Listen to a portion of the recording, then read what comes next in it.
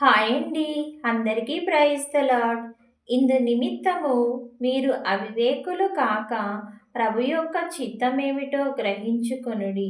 ఎఫెసీలకు రాసిన పత్రిక 5వ అధ్యాయం 17వ వచనము.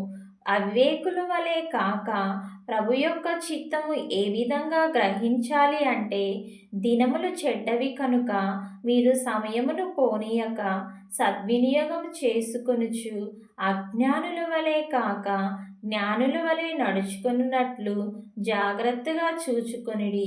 ఈ వాక్యం ప్రకారము దినములు చెడ్డవి కనుక మనము సమయమును పోనీయక సద్వినియోగం చేసుకునే వారి వలె ఉంటే, అవివేకుల వలె ఉండక ప్రభు యొక్క చిత్తాన్ని గ్రహించే వారి వలె ఉంటామని, ఈ వాక్యానుసారంగా జీవించులాగున ఈ వాక్యం మన హృదయాలలో ఫలించునుగాక.